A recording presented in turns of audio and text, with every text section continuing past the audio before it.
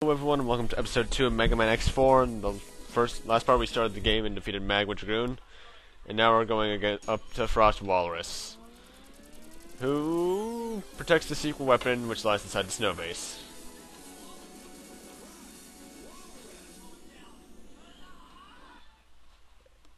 Yeah, he's a basic ice level, but actually, nice little Easter egg in this. There are two nice little Easter eggs in this level. First off is right here.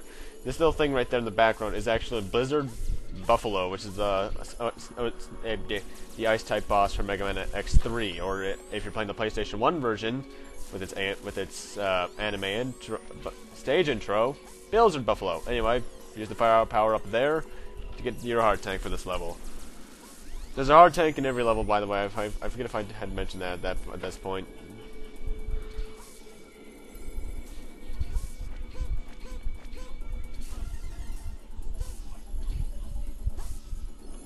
Now, there's actually an alternate route up top, which I could show if I went back to the start, but I decided not to. All that's up there is a lot of energy, which is good for farming your E tanks or energy tanks, sub tanks. God dang it, I played too much classic. And an extra life, which is good if you want to get max lives by the end of the game.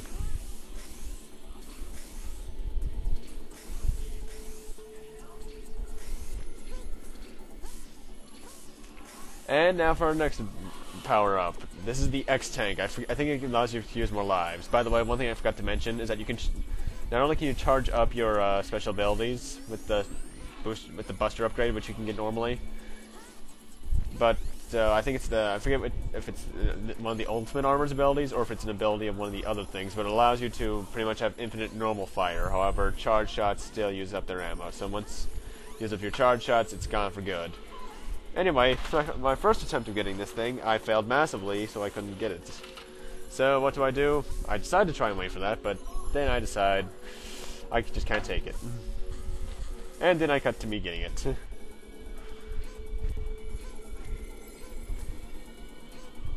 Use the charge up fire, and then use your jet boots to get over there.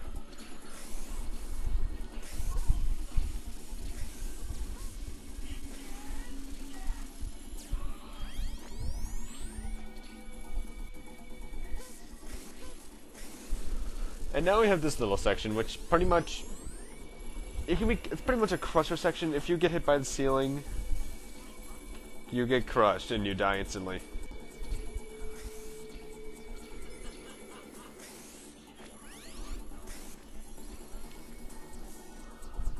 And also, the second Easter egg of this level is right there in that little ice block to the right.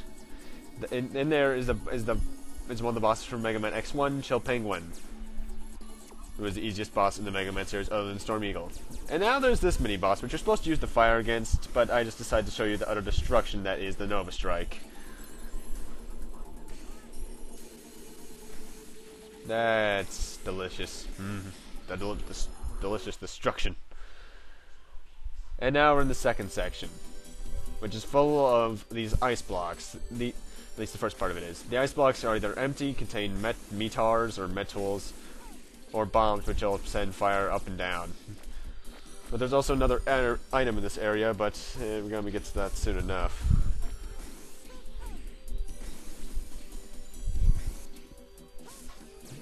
By the way, I forget if I mentioned this last part, but this is 100%. I will be getting everything. Now, the second item is right up there in the ice block, right there. That is a weapon tank.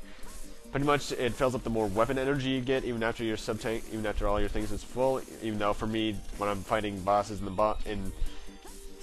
I'm fighting bosses, I won't need it, because it refills your weapon energy. I think this is actually the first game to introduce the concept of the weapon tanks, other than maybe Mega Man 7. But in terms of the X series, this is it. I think they keep that in the later games. I don't know. It's been a while since I played X5 through 8. And now we have this section, which has these little weird ice phoenixes that show up every now and then and attempt to try and freeze the entire area over, which never really works out well for them. And mostly because the plasma charge shot, which is the one that the Ultimate Armor uses of the two that you can have in this game, utterly destroys them. And we're already at the boss fight. That was quick, wasn't it?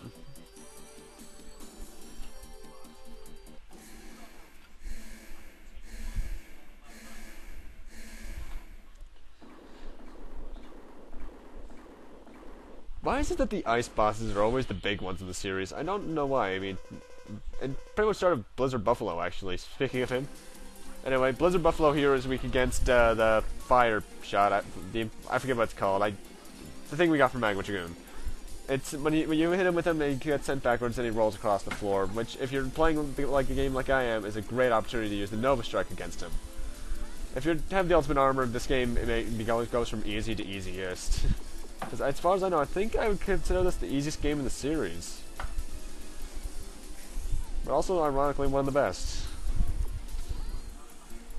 Also, one thing I forgot to mention, because I'm guessing it's because they finally decided to use the buttons differently, but I don't remember if they did this in the other games, but if you press the triangle button instead of when you're in a special ability instead of the square button, which is the normal fire button, you will actually still fire your Mega Buster, so I'm glad they implemented that, even though I forget if this was the first game to implement it or not. Hello, mouse on screen. Why were you on? Oh, yeah, that's right. I had emulation problems. For some reason, I might as well tell you guys this. My emulator freaks out after I finish some of these stages. It leaves me at the intro, or it leaves me at the outro. The music plays, and then it sticks at the place where I'm going out for like a minute and a half. So I have to switch to because there's 3 items in the folder for this. So anyway, moving on. We're going on the Jet Stringway, who destroyed the city and escaped to the sea. And this is what I consider to be the hardest stage in the game, because it's the jet bike stage, or hover bike. I forget what this thing's actually called. Square and triangle fire with this thing, X jumps, and circle puts you into a dash, which you're immune to enemies, and is very powerful against the enemies. Bombs and any sort of explosion or things blocking your way are the only things that can kill you when you're using that. Anyway, for the hard tank of this level, just fall down there, get up there. It's right underneath that thing that I just went under, so yeah, that is always one of the hardest ones to get for me, even though I got it quite painlessly this time. Dude,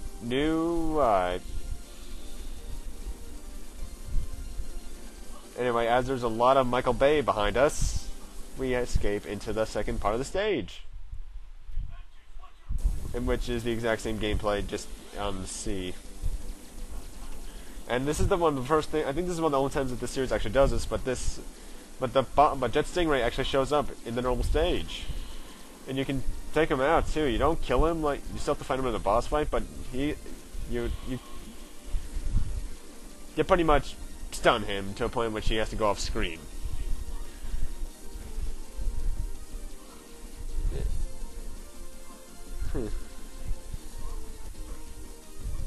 To be honest, I always wondered what are the purpose of some of these levels. Like, what is the purpose of this marine base overall? I see none to it whatsoever. Anyway, jump up here, dash there, and you can get an E-tank, and I die. Energy tanks are pretty much the same things as the E-tanks from the Megaman Classic series. They take any health you can find when your health is maxed out, and it puts it into the tank for later use. There are 2 of them in the game. One of them I'll be getting later on, if I can remember where to find it. I'll look it up later. Anyway, Jet Stingray here, of course, since I'm going in this order, is weak against Frost Walrus's ability.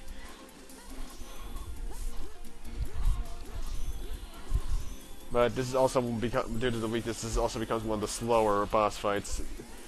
The charge shot, from what I can tell, does little to no more damage than the normal shot. So, if you're using ultimate armor like I am, just use the normal one since you have infinite of it.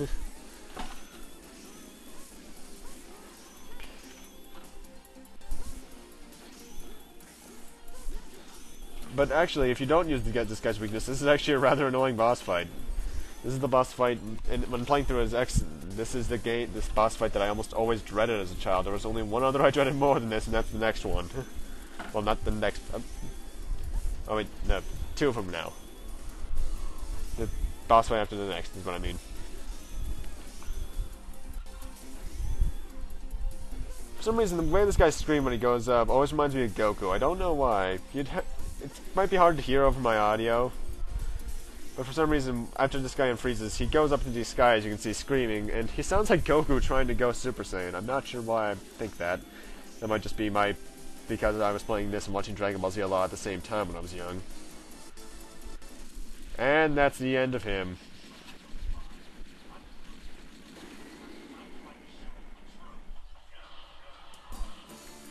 And time for more emulation problems, which I cut away from.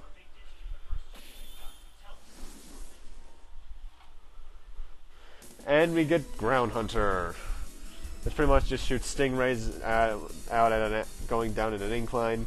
But we can press down to make them go down. But when firing, we can press down to make them go to the ground immediately.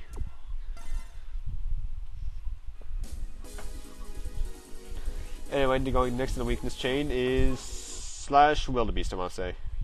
Slash Beast, damn it. Who defends the military train to protect the supply of goods. I don't know why I'm reading it when you guys can most likely clearly see it on screen, but I am. And for some reason, this is the one track that always seems to stick with me in the game. You'd have to look it up for yourself, because I doubt I'll be going outside of a commentary out in this one, unlike I did in Crane's Lair back in Zero Mission. Anyway, this stage, as you can tell, is on a train, but it's full of meteors and cannons on top of these trains, along with the occasional little these sections, where one of these fools trips off the train after blowing part of it up and falls to his death. If you have the Nova Striker like I do, though, it's pathetically easy to get past. Otherwise, this might be a place where you want to just be careful. Now, as you can tell, a lot of these boxes are destructible, but the blue ones are not destructible at this exact point in time. They will be in the second half of the stage, but not yet.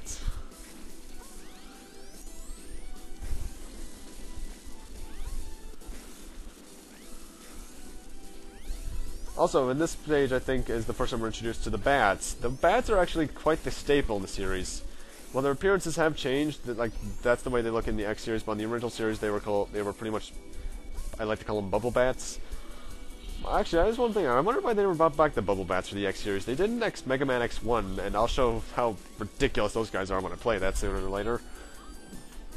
But anyway, now we have the mini-boss, which, if you have the Nova Strike like I do, is pretty much has no chance of winning. You know, it's easy to lose my place with all the explosions going on. Oh, and that's also a thing I don't like about the Nova Strike, is that if you hit a wall when you're when you're jumping to perform it, it will cancel it out. That is something that does get a bit annoying. I forget if they fixed that in X5, because this thing is also in X5. Ultimate Armor is actually in X5 and 6, and gets a variation in 7 if I remember correctly. And then they nerfed the Nova Strike so much in 8. Ugh. Anyway, this level actually has only one item to get, which is the normal, which is the heart tank. And the way you get it, you can actually just go through the stage and progress just to get it normally, because it's sitting on one of these trains. But now that we have the right armor, we can not only destroy the blue boxes, but as we'll be able to see right now, we can also destroy the train cars. If I would go and destroy it, thank you.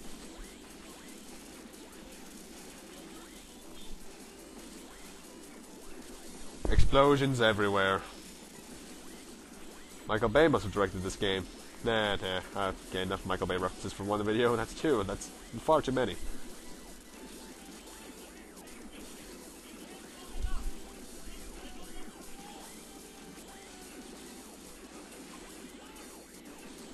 I'm not sure how I wasn't getting hurt by that guy, actually, because me and him were in close quarters, and we shouldn't have had enough space to take up room. Anyway, at this point you actually are forced to abandon your right armor, which makes me somewhat sad, but I'm better off with just a Nova Strike anyway. At this point you're just supposed to platform through the broken tracks. Why these tracks are broken, I don't know. I doubt we will ever know. Then again, I also doubt we'll ever get another good Mega Man game, because X8 was probably going to be the last good one. Then again, ZX7 wasn't bad, but god dang it, where have you been, Blue Bomber? In case you don't know, Mega Man's codename is nickname is the Blue Bomber. He hasn't been around. The last game he was in was, I think, either ZX Advent or X8. No, Mega Man 10 was his most recent game, that's right. I mean, he just hasn't had many games as of recent. It makes me sad. Legends 3 wasn't only cancelled, so was Universe. I just have to hope that iOS game that's coming out soon is going to be fun. Anyway, this is Slash Beast. He pretty much is kind of like Mega Dragoon, the fact that he's a complete karate master, like sending shockwaves at you. As you can tell just by the order I'm going in, he is weak against the Ground Hunter. But like every boss in this game, he is also weak against the Nova Strike.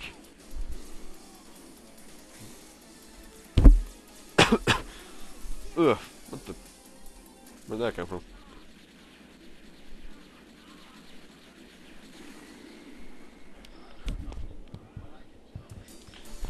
Actually, that's something I forgot to bring up. Like, Mega Man X introduces a thing where if you're not paying attention to your life bar, you can actually tell when you're at low health. What the... Weird emulation problems, I'm telling you.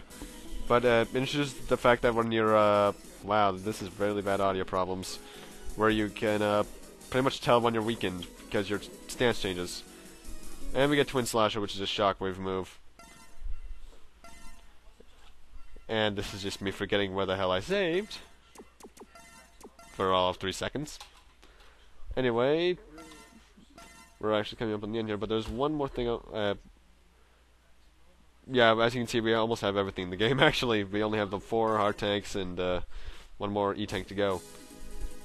Anyway, thank you guys for watching. Rate, comment, subscribe, all that kind of stuff. And as we head off to take on Colonel in the midway boss fight of the game, I will see you guys next time. See you then.